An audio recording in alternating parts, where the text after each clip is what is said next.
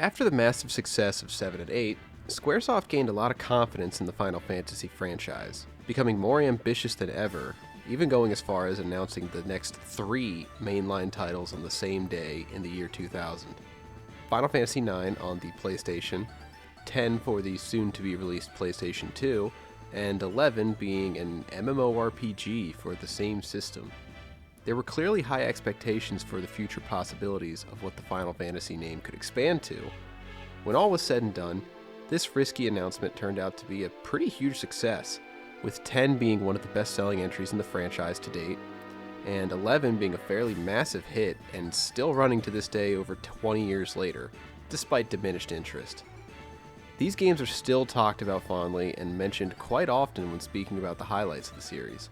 However, not everyone can share the spotlight, and it seemed that Final Fantasy IX seemed to slide on by. Sure, it sold decently, but it looked to be overshadowed by its brother entries. Going into this game, I knew next to nothing about it at all.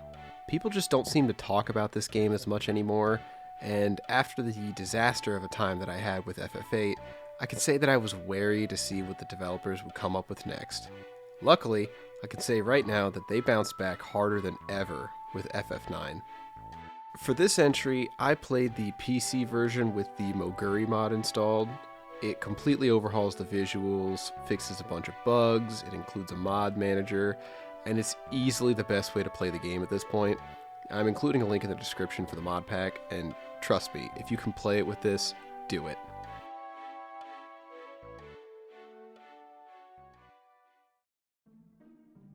Final Fantasy IX takes a bit of a back-to-basics approach in its overall design philosophy. Gone are the more modern and futuristic settings of 7 and 8, and returning is the classic fantasy setting full of knights and magic that the previous entries had had. Thankfully, they once again kept tradition and dumped everything of the previous entry's main gameplay mechanic, so no more of FF8's junctions, which is perfectly fine by me because I never want to see them again. They even returned to a party size of 4 active members, the correct and optimal number for every turn-based RPG, which should never be messed with because it's perfect in every way. The big change this time is how you gain abilities. Equipment, like weapons and armor, now serve the additional purpose of giving your characters their abilities. If a piece of equipment has an ability a character can use, put it on them, and as long as they have it equipped, they now have access to that ability, whether it's a spell or some sort of passive enhancement. This also means that the inverse is true, in that if you remove the equipment, you'll lose the associated abilities. If you complete battles with a piece of equipment on, you'll gain AP. Earn enough AP, and the abilities become a permanent part of that character's moveset, even while unequipped. This doesn't mean that you can use every ability simultaneously, however. Spells are permanent, but passive abilities have a cost, forcing you to budget which skills to take and which to give up, increasing the limit as you level up. This system is a ton of fun, and it adds a lot of customization to how you build your team. Say you get a new piece of armor that has a higher defensive stat, but you haven't finished learning all the abilities from your current equipment. Do you swap it out for the increased stats in the upcoming encounters, or do you keep grinding until you finish getting the available abilities?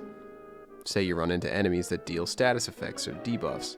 Do you keep your chosen abilities and brute force your way through it, or do you take the time to swap out an ability from your party to give them immunity? While the decisions are never really that impactful on the overall experience, it does add an extra layer of player choice in how they choose to go about the game. I spent a lot of time just messing around in the menus trying to decide what setup I wanted to mess with, and I loved every second of it. It feels so rewarding every moment.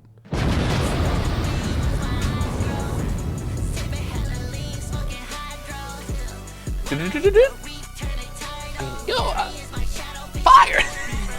Oh, that's what he's saying, bro. Like, yo, this is peak.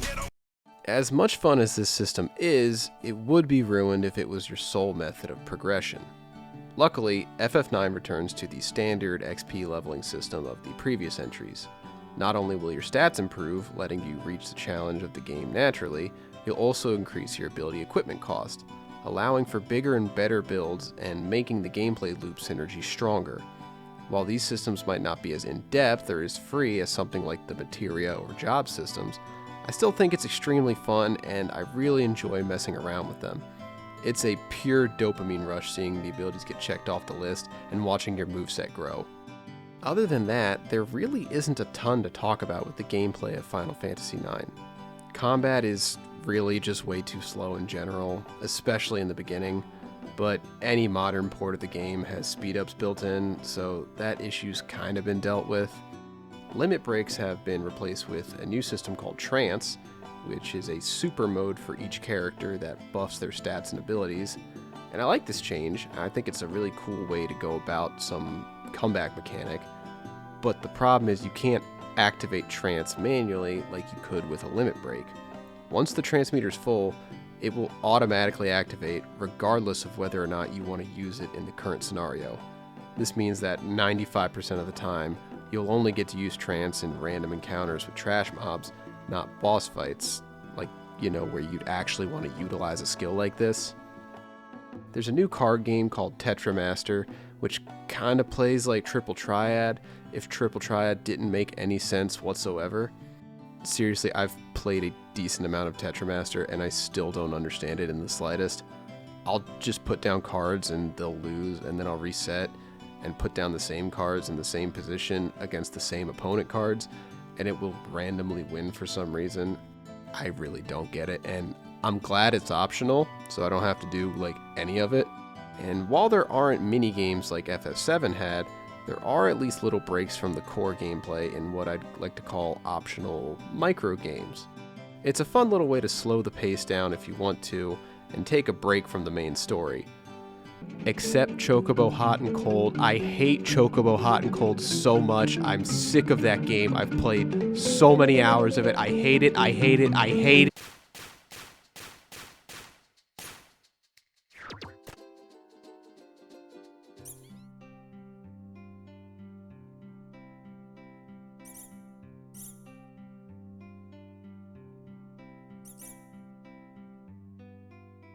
Excuse me, what the actual fuck are you doing in my house? Like I mentioned earlier, this game takes a back to basics approach, so if you've played any of the previous Final Fantasies 1 through 6, you kinda already get the general vibe of FF9.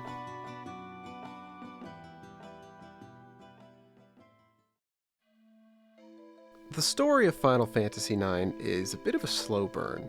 The game opens with a pretty impressive FMV of a ship being thrown about in a dangerous storm, quickly cutting to a princess waking from the dream she was having. After some wide panning shots showing off the kingdom and the world, we move to a floating airship where, inside, we find our Monkey Man protagonist, Zidane. His friends come barging in, and the group gets attacked by some stupid-looking dragon thing, giving the player their first tutorial battle. Beat it up enough, and it turns out it was actually just their boss messing around with them for no reason. Thus begins their mission debriefing. The group here is known as Tantalus, a wandering band of thieves, and their current mission is to put on a fake production of a play, and during the commotion, kidnap Princess Garnet of Alexandria. Now the perspective changes once again, down to a little black mage named Vivi as he makes his way up to the castle to go watch the show. Unfortunately, Vivi's ticket gets swapped with a fake, and he needs to find a new way in.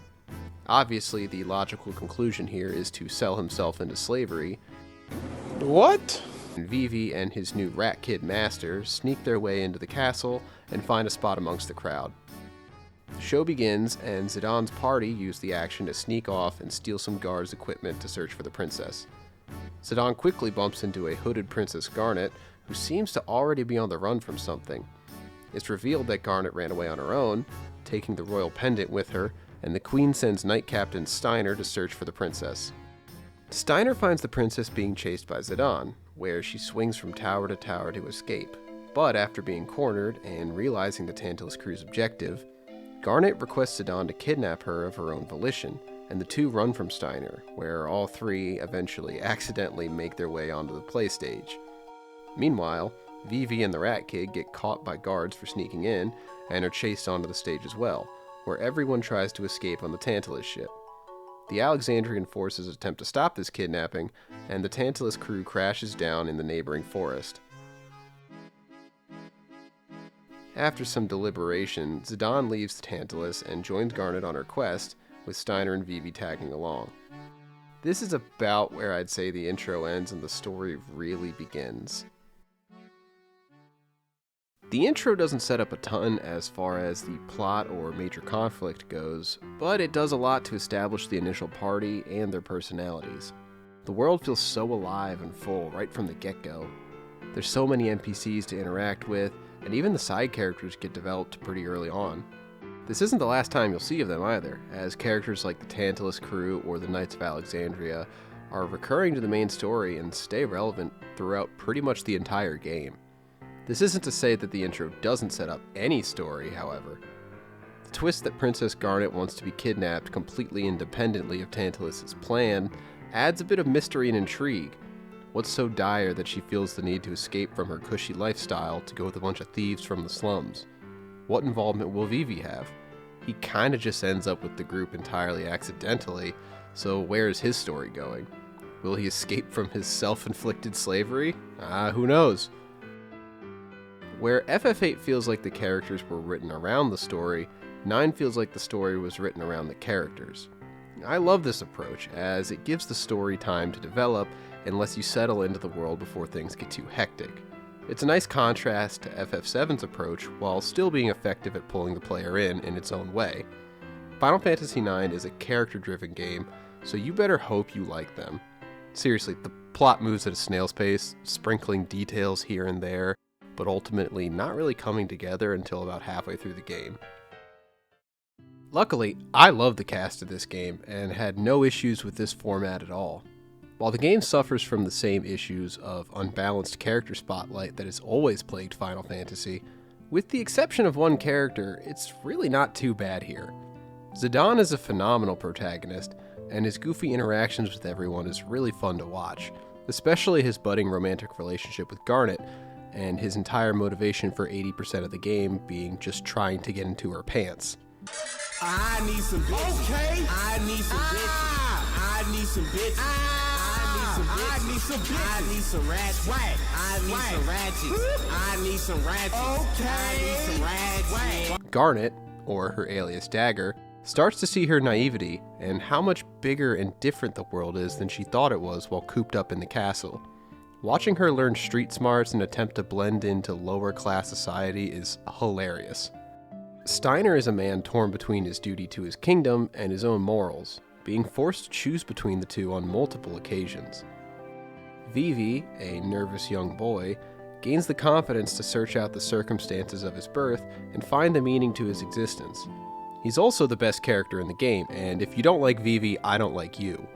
Watching this little dude fall over and over is one of the best recurring jokes ever, and it never fails to put a smile on my face. Oh, nigga!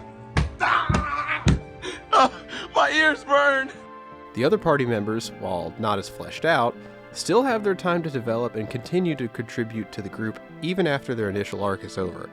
Freya acts as a good level-headed counterbalance to the group, and Eiko does a lot to push Dagger's development forward.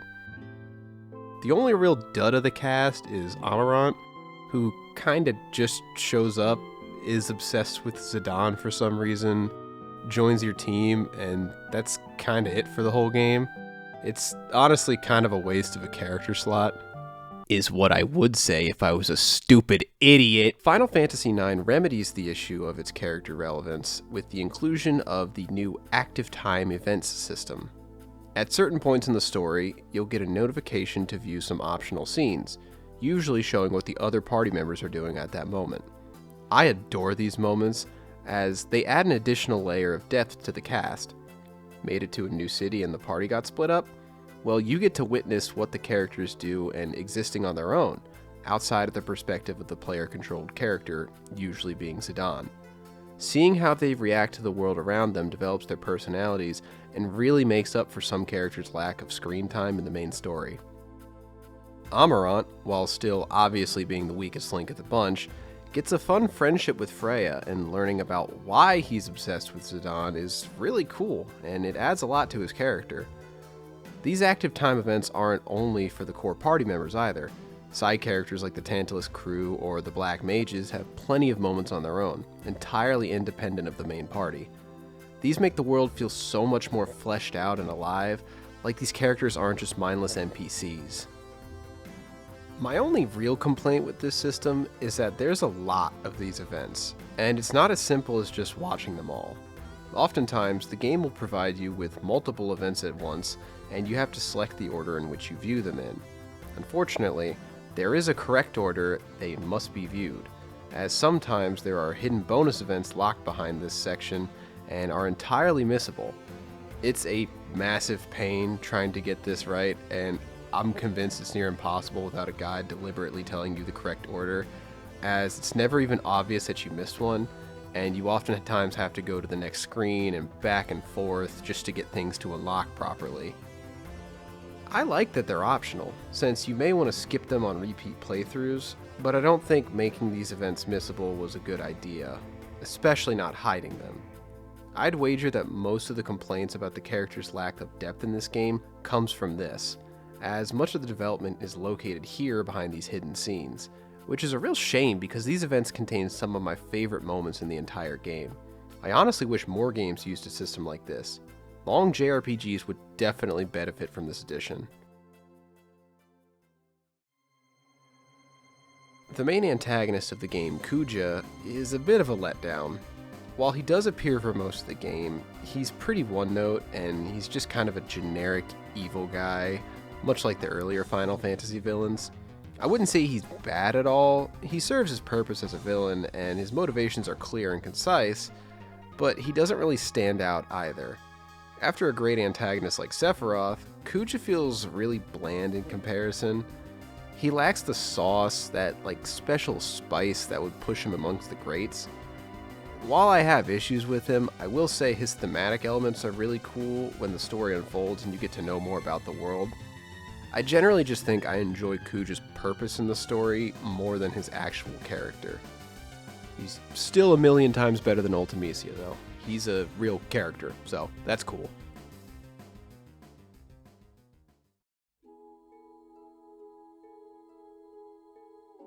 Being that this game is the final entry by series director Hironobu Sakaguchi and composer Nobuo Uematsu, the team had reflected upon the Final Fantasy franchise thus far, creating a sort of swan song to send off the creators.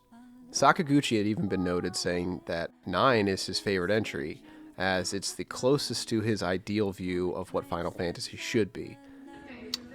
I like 9, of course. And I think I would agree. Final Fantasy IX is a game that scratches all the right itches for me. The cast of characters, the story, the world, the gameplay, all of it just clicks, creating an unforgettable experience that was just as good, if not better, on my second playthrough. While I may find some entries superior in certain areas, the whole is greater than the sum of its parts here, and 9 is probably my favorite entry to this point in the franchise. It may have been short, but I want to get it across that I adore this game. There's not much to talk about as it's a very simple game, but I love everything about it, and I really do think that you should give it a try if given the opportunity. That finishes up the PlayStation era of the mainline Final Fantasy games. This period was interesting, as the series hit what I believe is both its highest highs and its lowest lows during this time. FF7 and 9 are some of my favorite games of all time, and even though I despise FF8, I do have to recognize its attempts at breaking new ground and attempting to innovate. The series had broken through in the West, mostly due to 7, and had become a household name and a must-have for all PlayStation owners. I know a lot of people haven't played these games nowadays, and with the new 7 remake trilogy, some people see these older titles as outdated or even straight up replaced, but I implore you to at least give these games a shot, as they really do have a charm unlike anything else. Join me next time as I begin to cover the PlayStation 2 era of the Final Fantasy franchise, where things start to get a little bizarre.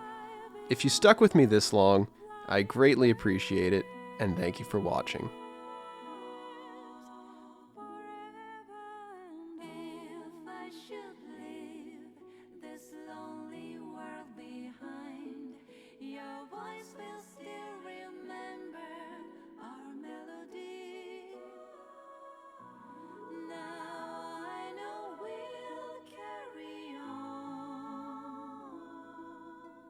Melodies of life. circle round and grow deep.